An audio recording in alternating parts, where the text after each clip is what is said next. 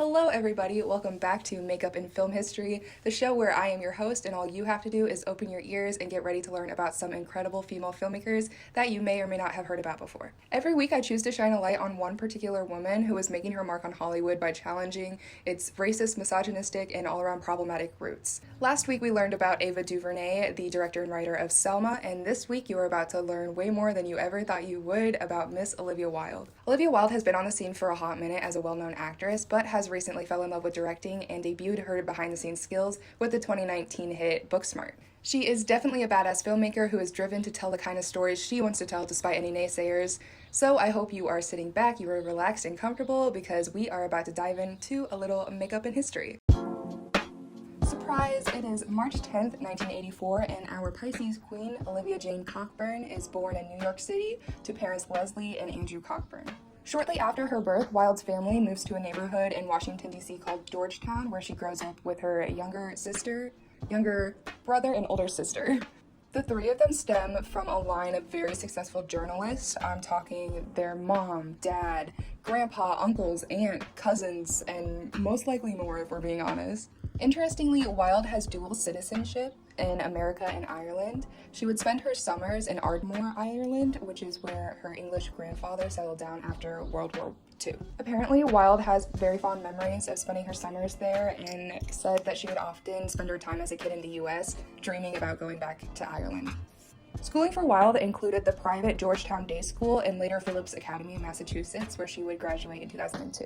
It's actually in high school when Olivia creates her stage name based on the famous Irish author Oscar Wilde. This was not exactly abnormal for her, as many of her family members use pen names in their work as well. So moving forward, Wilde was accepted into Bard College. However, she ends up deferring her enrollment multiple times to pursue acting. She ends up attending the Gaiety School of Acting in Dublin. At age 19, Wilde has a secret whirlwind wedding, apparently on an abandoned school bus, with Italian filmmaker, musician, and royalty, Tao Rispoli. Wilde inches her way through the door by landing the role of Alex Kelly on the OC. Alex ends up becoming the bisexual love interest for both the male and female leads. Many years later, Wilde joked, "We thought we were so woke in 2003. So much has changed. It's incredible." She keeps her career momentum going by appearing in a few other early 2000 films of all genres and even participating in the off-Broadway production of Beauty and the Vine. 2007 was a big year for Wilde because it was the year she became a series regular on House, playing the character 13. Next, she works on the comedy Year One and stars in Disney's Tron Legacy. It is now 2011, the year of Cowboys and Aliens, The Change-Up, In Time, On the Inside, and Butter. It is also the year she announces her departure from House and the end of her marriage with Rispoli. Oh, but we're not done yet. 2011 also brings her screenwriting and directorial debut. Free Hugs was screened at many festivals as a part of Glamour magazine's short film series. It's actually up on their YouTube right now if you want to go check it out. It's pretty cool. Alright, and now it's the 2012 speedrun. We got People Like Us, Third Person, The Words, Deadfall. Moving on, I feel like we're just breezing through these. In 2013, we have Drinking Buddies, The Incredible Burt Wonderstone, Rush, Her, and she does play a smaller role in Her, but it is seriously one of my favorite movies. You should definitely go watch that. I'm pausing right here to say I'm about to start my liner, which means I will be switching to voiceover because there's no way I can talk and do this at the same time. Maybe one day. Following these movies, she earned starring roles in Better Living Through Chemistry, The Longest Week, Love the Coopers, and The Lazarus Effect. By now, I'm sure you've noticed that Wilde clearly did not allow herself to be pigeonholed into a particular genre. The diversity between these movies exhibits her acting chops and goes to show why she found success in the industry in the first place, you know? 2015's Meadowland is the first time we see her as both the star and producer. I personally mark this as the shift in Wilde's career that turns her focus to more behind-the-scenes roles. But that's not to say that starring in narrative features is all Wilde has been up to as of so far. She also has been busy fulfilling many roles on documentary works. Her credits here include executive producer, or EP, for Sun City Picture House, being featured in a PBS docuseries titled Half the Sky, turning oppression into opportunity for women worldwide. She was also producer on Baseball in the Time of Cholera, EP for The Rider in the Storm, and EP for the heartbreaking Body Team 12 in 2015 that follows whose job it is to remove bodies from homes of Liberians who have been affected by the Ebola outbreak. It won Best Documentary Short at Tribeca Film Festival and was nominated for an Academy Award. Okay, some people look really sleek and edgy when they have their eyeliner like this and like smudged under their eyes. I don't think I'm one of those people, but we're gonna keep going. Anyways, in 2016, Wilde decides to dip her toe into directing for music videos. She works on Edward Sharpe and the Magnetic Zeros' No Love Like Yours with the gifted cinematographer and director Reed Morano, which she worked with previously, actually, because she directed and shot Meadowland. And this blew my mind. She also directed Red Hot Chili Peppers' Dark Necessities music video. Isn't that cool? I had no idea. After that, you can catch Wilde on Broadway, just casual things. Meanwhile, another documentary she executive produced releases. It is titled Fierce Women and follows a member of an all-female Kurdish army battling ISIS. Oh yeah, it feels kind of weird to mention it here, but Wilde also had a 7-year engagement with actor Jason Sudeikis from SNL, and together they are parents to a son and daughter.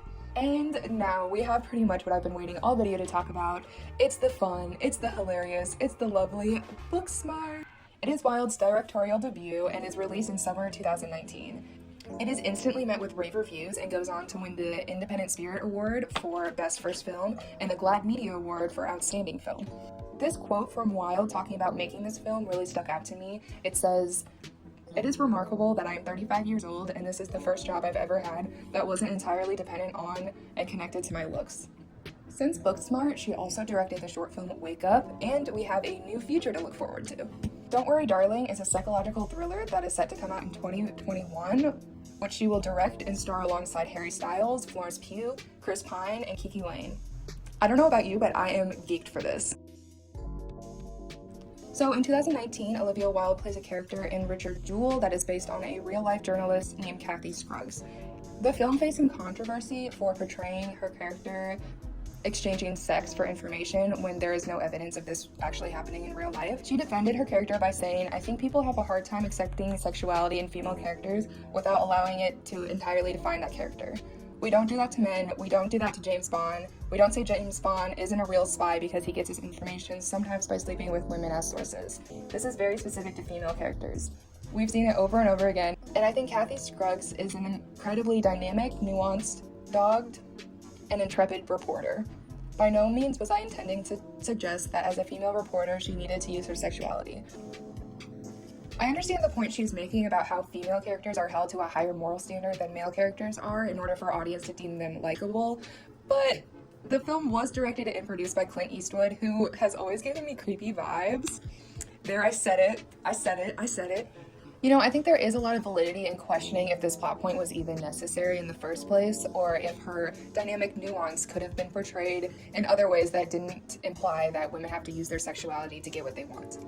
So basically what I was saying is, I don't know exactly where my opinion falls on this story, but it does shed some light on Wilde's beliefs as a feminist and women's rights activist. Talking about what being a feminist means to her, Wilde says, "I think people have a hard time understanding exactly what it means. If people understand it simply means equality, then possibly they would have an easier time standing up for that." There is also this amazing tweet that speaks for itself. You can really feel this at the core of Wilde's passion projects, which I can totally get behind. Booksmart was often lauded for being a fresh take on the high school experience, and I think this is because Wilde isn't afraid to break down overused tropes in Hollywood, such as the smart girl trope or Hollywood's outdated take on female friendships. The last thing I want to mention before we go is the respectful way that Wilde runs her set. Recently, it was just announced that Harry Styles has replaced Shia LaBeouf's role in her upcoming film Don't Worry Darling, which I mentioned a second ago. Why, you may ask? Well, according to her, LaBeouf violated her strict no assholes on set policy. Not only did he exhibit poor behavior on set, but the actor was dropped shortly after LaBeouf's ex-girlfriend filed a lawsuit against him for accusations of sexually and physically assaulting and battering her. This is absolutely not acceptable, and I wish that all of Hollywood would adhere to Wilde's strict no-tolerance policy, especially since many big leagues in the industry, mostly white men, get away with abuse every single day. It's important that we continue to see directors and producers take responsibility for who they hire to represent their film. Well, this is the finished look. I hope you enjoyed the process of watching me make this happen, but more importantly, I hope you learned a little bit more about Olivia Wilde today. She is a big personal inspiration of mine, especially after researching this video. I just think she's the coolest. I tried to fit as much as I can into this episode, and I think I succeeded because we are entirely out of time. Please make sure you go check out some of her work, continue the conversation. Shout out goes to Sydney Black on YouTube for creating and perfecting this makeup and history trend. And lastly, a huge thank you goes out to you for watching this. I'll see you next week, and let's leave the last word to Olivia. My most important advice for being a badass woman in Hollywood or anywhere else: trust your gut, trust your instincts, know who you are, know your why, and don't let anybody get in your way.